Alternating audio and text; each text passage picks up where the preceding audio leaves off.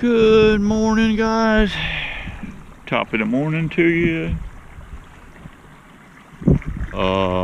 Where am I today? I know where I am.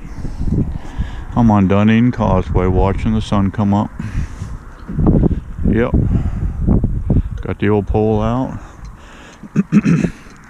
Got my little friend, the blue heron, here waiting for me. And I just caught me a little silver trout. Tasty little morsel. Yep. Yeah, thanks for coming by my base camp. This is my base camp right here, the old 99 Ford Ranger. It's a multi-purpose vehicle. Grafting shack. You saw that, yeah. Hey, I got a paint job on it, guys. Look at that. Look at this paint job. A Conobake paint job. And look, it's already got lots of bee shit all over it already. Bee poop everywhere. Isn't that nice? So we'll see how it goes this morning. I'm getting a few bumps. I better get on my pole here. Check it out. Yeah, guys, it's kind of nice. You back up here on the beach and you have your truck here. Open the door on the truck. Has a little wind block. I've got a little northeastern today. 8 to 10. Yeah. See what happens here. This time of year, I like to target whiting and silver trout. So we'll see how it goes here this morning. A little cool this morning. Going to get up around 70 something, 72, 74 degrees. Tomorrow it's only going to be a 65 high, I think, and I got to get those queen cells out of that cell builder tomorrow. So hopefully I don't chill them. We should be all right. Do it quickly, get them in the incubator. I want to thank everybody for viewing that grafting video. I know the quality of that filming wasn't all that swift after I looked at it. I mean,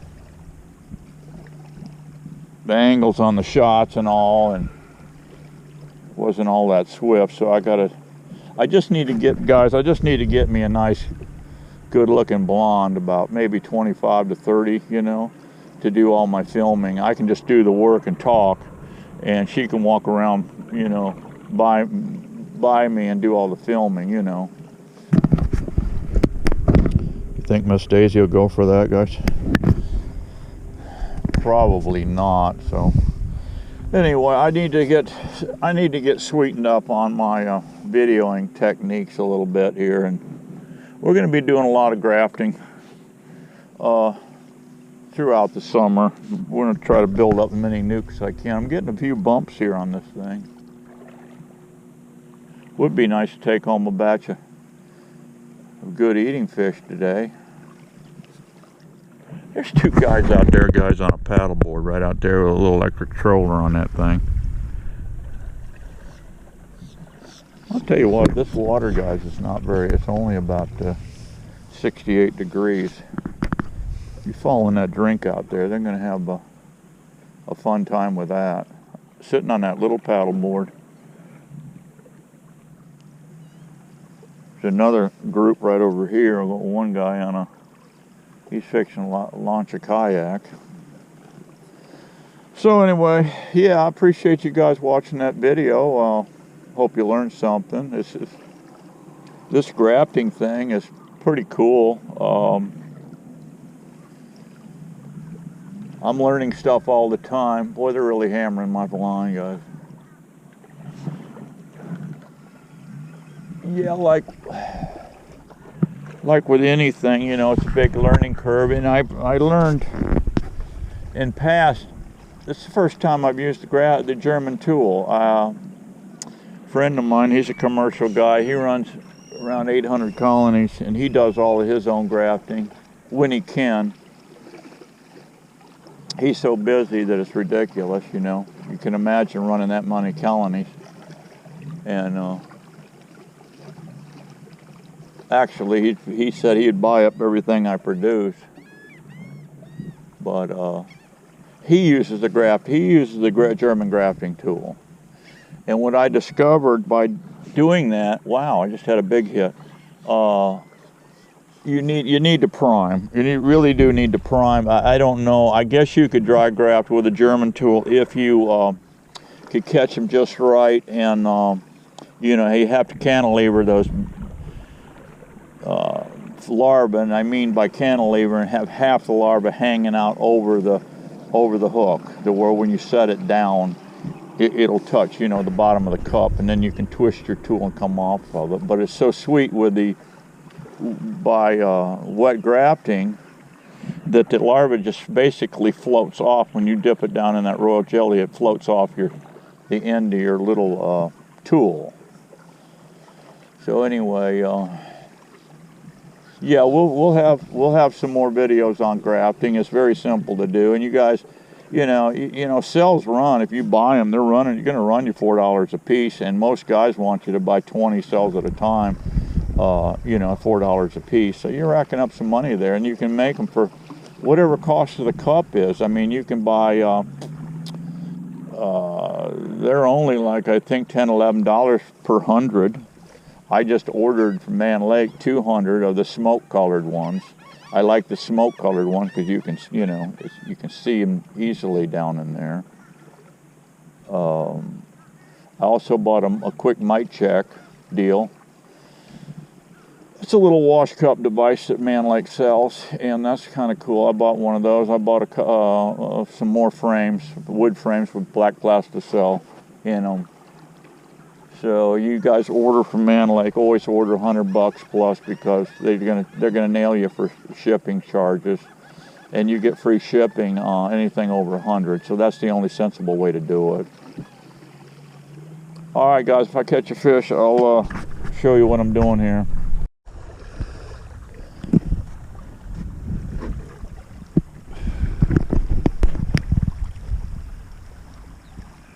See them little rascal guys? Looks like a little crow. That's a grackle. They come down every year from Michigan, wherever up north. They are the birds that are pretty much responsible for spreading Brazilian pepper seeds all over. And they're brave little guys too. They come right up like little crows. Look at them. Yeah. Hey, they're opportunists. They see they get drunk too on those Brazilian peppers. Yeah, they get drunk on them things. And then they poop the seeds everywhere. And yeah, then you got a Brazilian pepper. Got a little 3-ounce lead here. A little tandem rig here.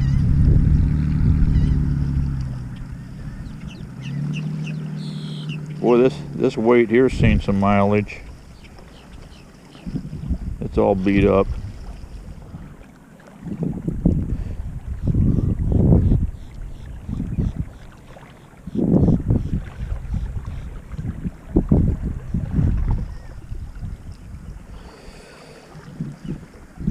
And I got a little homemade looking crab. There's pompano around this area too. I made a little sand flea looking thing. I made that out of hot glue. Made it out of hot glue, and then I dipped it in epoxy, 5-minute epoxy. I made a little crab looking thing, and then I've got a kale hook here. So we'll put a nice slab of mullet on that. And then I'll just tip this little homemade crab here with a small amount of little piece of mullet.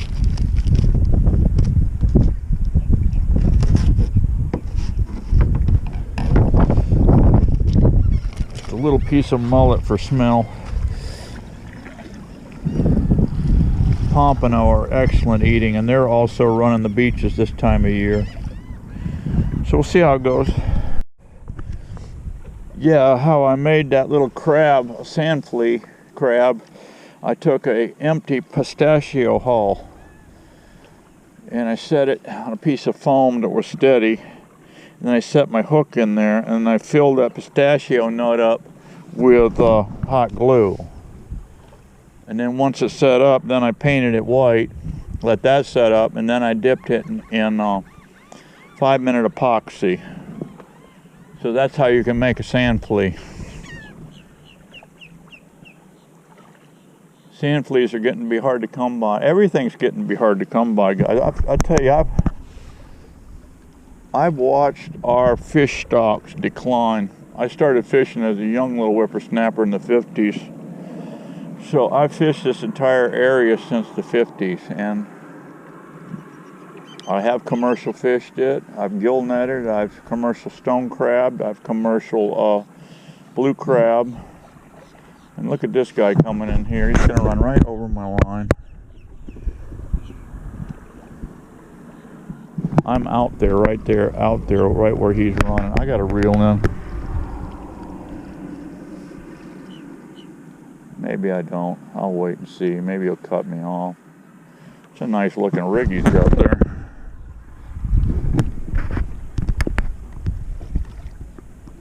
Wow, he's got that motor way back on a plate in the back of that thing. Huh. Well, he didn't hit my line. That's good.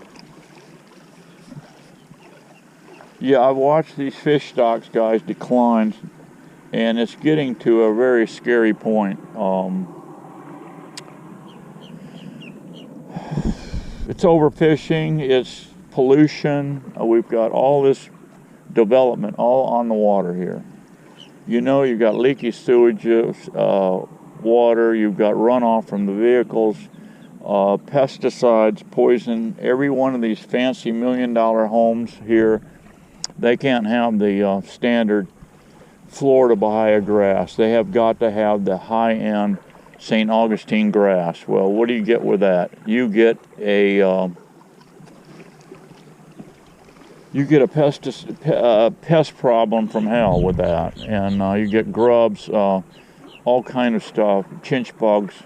So what do? They call the pest man. He comes in and he just starts blasting everything with these toxic chemicals to kill the critters in the grass, to make that pretty green grass.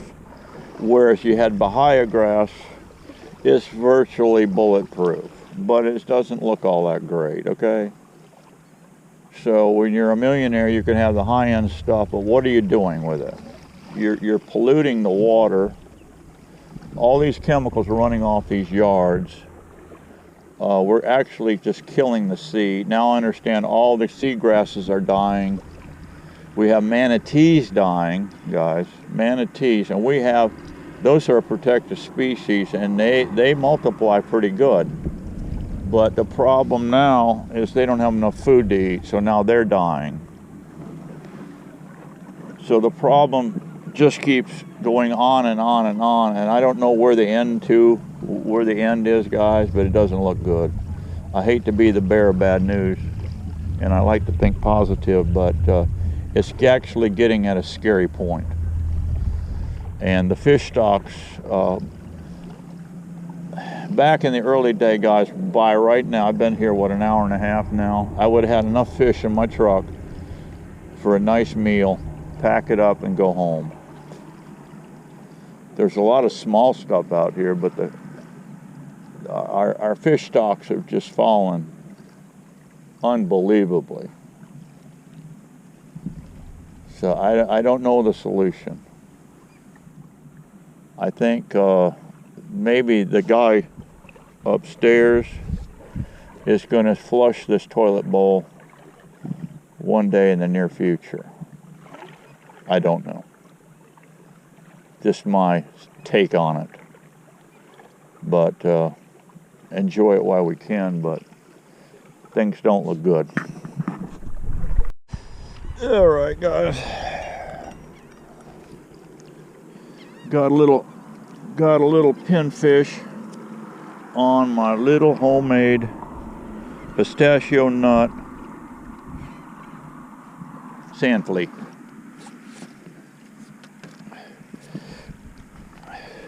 Not very impressive.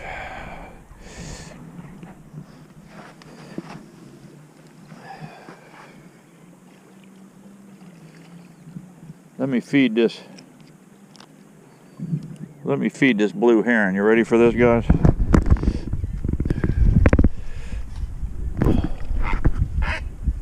You're welcome.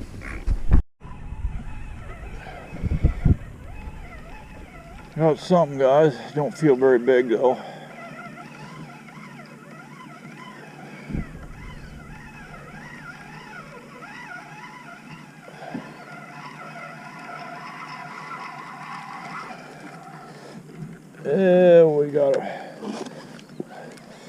We got us a pigfish.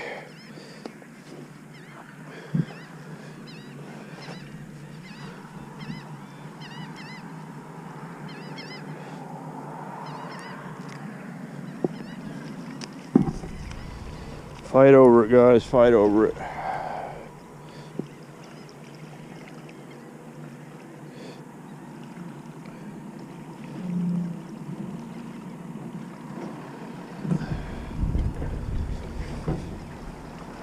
Keep trying, guys. Yeah, guys, I was on YouTube the other day there watching different things, and you know, all kind of crazy stuff comes up, you know, like you never know what you'll see. You see some crazy people out there, you know, something like Steve's Outdoor World, you know. And I was clicking around there, and this dude now, guys, in Australia, he's got 8 wives. 8 wives. And are you ready for this? Go ahead and sit down for this, guys. He's got 18 children by 8 wives. Yeah, this just, I don't know who's picking up the tab on this, but it's got to be. He said it's a little expensive, you know. And the house they lived in didn't look too bad, and the kids looked like they were fed pretty good and all that. But yeah, this one little girl, she looked to be about 13, 14. She's leading the reporter around. She said, this is my mom, so and so, and reporter, you know, they have a little chitty chat, and then, okay, let's go over here, and here's mom, so and so, and this little girl took her around to all of the 8 mothers that she had. Yeah. 8 different mothers. It was quite something. So I was sitting there talking to Miss Daisy, and I told her about it. And I said, that guy's got a pretty good gig going on there, you know. She says, yeah, you could try that. Go ahead and try that if you like. I don't know how long you'll live doing that, but yeah, I mean, you know, if you'd like to go for something like that, give it a shot, she said, you know. But I don't know how long you're going to live. And I said, yeah, I probably wouldn't last long with that phone call to Uncle Guido. Well, guys, I got another pinfish on my homemade sand flea.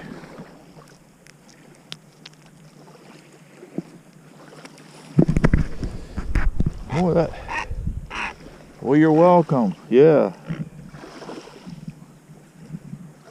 Yeah, he said thank you. Well, I got a fun tangled up mess here now. That pinfish did a nice job. Yeah, the old homemade sand flea working pretty good. Wish it was pompano. That is a very fine eating fish, pompano. We'll keep at it, guys. Well, guys, about to pack it in. Only caught that one little silver trout. Caught a bunch of little things, you know, pinfish and stuff. The fish stocks, I mean, like I said, are just getting crazy low. I don't know, you guys ever see that commercial years ago? There was an Indian. That Indian was, I forget his name, he's pretty famous. He was in a lot of old westerns and stuff back in the day. It's been a long time since I've seen that commercial, but it was a pretty cool commercial. This Indian, he's in all of his buckskins, you know. He's coming down through the waterway. He comes in this little cove, and he paddles his birch bark, authentic birch bark canoe up to the landing, up to the beach. And he gets out, he drags it up real slow, and he's standing there looking down the beach line. He's looking down the beach. And it was just completely littered with tires, paper, styrofoam cups, just trash, totally trashed. And he's standing there, and they pan the camera over to his face. Got real close to his face, and there's a tear coming down his face. Yep, I am that Indian, guys. Sad but true. Yep. But we got to feed the birds today. We got to stroll down memory lane. It's nice to stroll down memory lane.